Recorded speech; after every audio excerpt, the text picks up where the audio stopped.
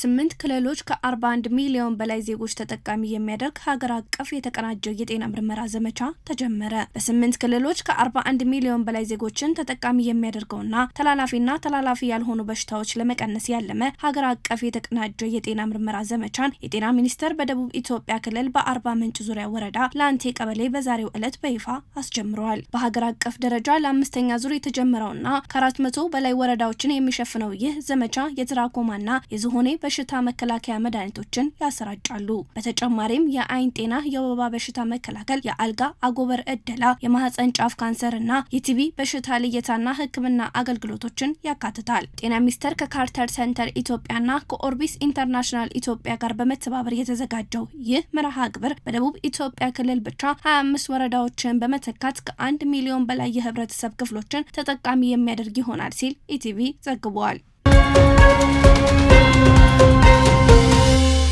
መሶብ የአንድ ማዕከልን ወደ ወረዳዎች በማስፋት ቀልጣፋ የመንግስት አገልግሎትን ወደ ተገልጋዩ ቅርብ እናደርጋለን ሲሉ የአዲስ አበባ ከተማ አስተዳደር ከንቲባ አዳነች አቤቤ ገለጹ። የአዲስ አበባ ከተማ አስተዳደር ከንቲባ አዳነች አቤቤ የህዝብ አገልግሎት ፍላጎት ለማቀላጠፍና አሰራርን ዘመናዊ ለማድረግ የተዘረጋውን መሶብ የአንድ ማዕከል አገልግሎት በቀጣይ ወደ ወረዳዎች ማውረድ እንደሚጀምሩ አስታወቁ።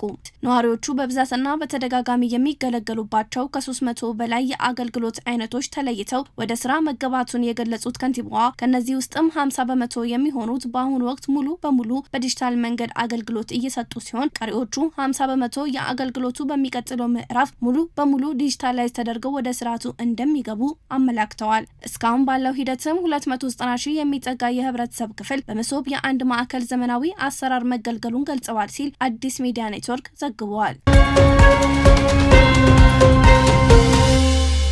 የኦሮሚያ ጠቅላይ ፍርድ ቤት ከ595 ሺህ በላይ ለሚሆኑ መዝገቦች እልባት መስጠቱን አስታወቀ። የኦሮሚያ ጠቅላይ ፍርድ ቤት በ2018 በጀት ዓመት በክልሉ በ3 የመንግስት ፍርድ ቤቶች የደረጃ ፍትህ አገልግሎት ቀልጣፋነትን ለማሻሻል በተደረገው ጥረት በእንቅስቃሴ ላይ ከነበሩ 608899 መዝገቦች ውስጥ ለ595199 መዝገቦች እልባት መሰጠቱን የክልሉ ጠቅላይ ፍርድ ቤት አስታወቀ።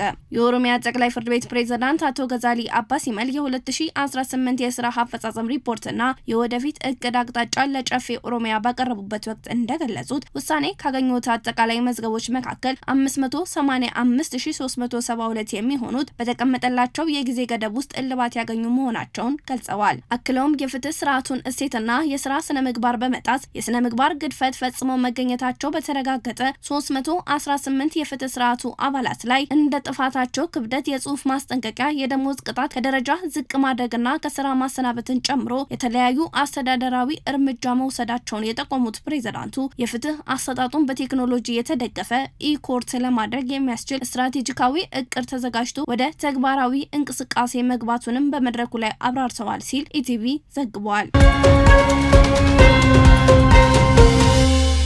ብልጽግና ፓርቲ በተለያዩ ኢኒሼቲቮች በርካታ ስኬቶች አስመዝግቧል ሲሉ የፓርቲው ምክትል ፕሬዝዳንት አደም ፋራህ ገለጹ። ባለፉት ዓመታት የብልጽግና ፓርቲ የተለያዩ ኢኒሼቲቮችን ቀርጾ ወደ ተግባር በማስገባት በርካታ ዘርፈ ብዙ ስኬቶችን አስመዝግቧል ሲሉ የፓርቲው ምክትል ፕሬዝዳንት አደም ፋራህ ገለጹ።